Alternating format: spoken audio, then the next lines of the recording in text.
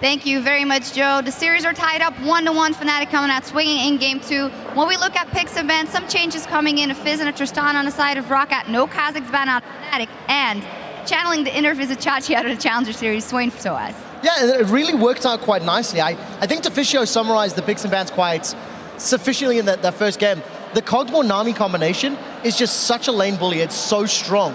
And Nami first pick in the previous matchup, while losing the Kog'Maw, may have been something that they didn't factor into the equation for Fnatic. So this time around, smarter picks, smarter bans, quadruple teleports. Both mid laners, both top laners running TPs. We didn't see too many TP ganks, but it was definitely a change from what we're used to seeing. Yeah, and more importantly for me was the mid lane, Overpower. This time, obviously, on the Fizz, went a little too aggressive too many times. His decision-making on when to go in, definitely questionable when you compare, obviously, what he's normally playing in the long-range pokes, the long-range farmers, or from Zillion in game 1, which obviously was banned out, just sit and passively sit back.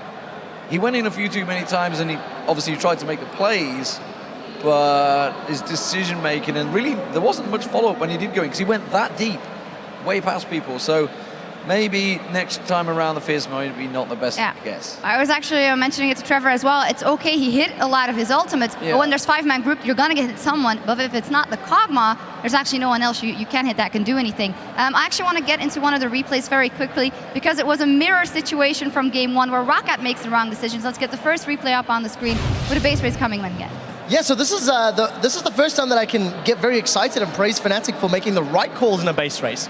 If you look at the minimap, Fnatic have got all 5 of their members underneath a big red ping in the middle lane. Roll the clip out. It is going to be an extended replay, so bear with us. Vander, Jankos, Saliva going to try base race as a 3-man. And there's 5 members of Fnatic in the mid lane against a champion with no wave clear. So we're about to cut the camera over to Fnatic as they continue to push. And even though Overpower's doing the best he can to try and, dissuade Fnatic, it simply doesn't work out. He eats the CC, he gets blown up, and Fnatic, very, very wisely, they grab a tower and they back away at the right time. And can we say we've seen this before? It was Fnatic that were on the receiving end. They kept pushing up towards the inhibitor. This time ROCCAT obviously replied well, went straight back there and actually managed to save the day. But then we moved on to this crazy dragon fight. Yeah, so, as ROCCAT decide to engage, once again, they're at a disadvantage. I mean, that's 4 members of ROCCAT against 5 of Fnatic, despite a very good teleport from Overpower, which does net him a couple of kills. If you keep watching the fight, there's going to be a great Never move that locks up 2 and prevents Jankos getting in.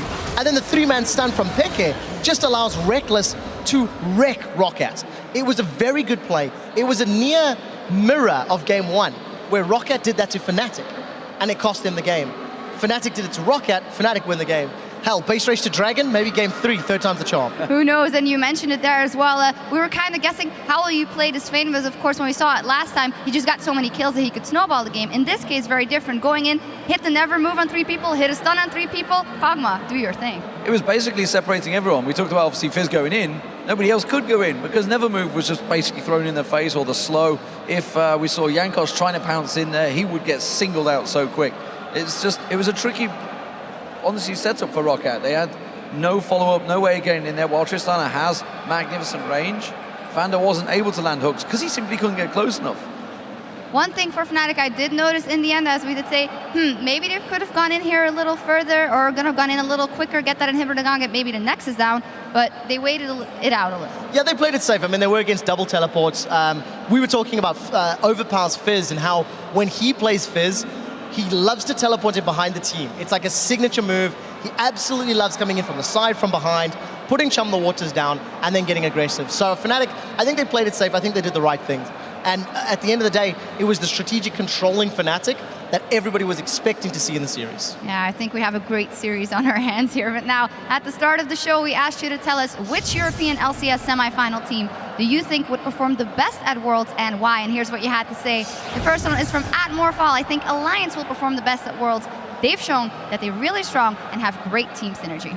Absolutely, you can't argue. They are top of the table, 3-1 against every single team in the European LCS. They are the #1 team in Europe right now, but we've got to see how they perform on this stage. Pressure may get to them. This is what they've built up for 8 months to get to. So there's a lot of pressure on a lot of people's shoulders, especially Froggen's. Trevor has said it since the beginning of the season, they're going to win it all. You stand by. Summer split, summer split. Sorry. Spring split, they sucked. They Summer did. split, they're great. It's true. All right, the second one is from @Olivia Bistrom. Fnatic has performed so good at Worlds the other years, and they wouldn't disappoint us again. Yeah, I mean, sometimes we gloss over it, but semi-final last year was a great performance. Yeah, the whole team, they really step it up when the pressure's on. They lose the first game. All of a sudden, Fnatic go, ooh, maybe we need to wake up and play, and they smash ROCCAT in game 2. If Fnatic comes back and has that same level of confidence and control, hell, they might be going to finals. Last one from @DreadX666. ROCCAT, they are very underestimated and unpredictable. There's simply no way to prepare for them. I'd even say, before we'd say, yeah, they're going to pull out some strange champion picks. Now it's more that they strategically prepare so incredibly well for these games. Well, they're very good at getting team fight comps right now. That's what's worked out. It's what worked out against Super Hot Crew. We saw Super Hot Crew mimic their exact team comp they played them against game 1. So they're very good at that. The question is, how can they adapt in this best-of-5 situation? Fnatic have got their number after one game. They've figured them out and changed. How will ROCCAT respond? It's a big, tough ask. All right, well, thank you guys for sending those in, and we'd love to hear more. Tweet to us @LOL Esports throughout the playoffs, and be sure to use that hashtag LCS. We'll take a short break while the Rift is prepared, and when we come back, it'll be Game 3 between Fnatic and ROCCAT.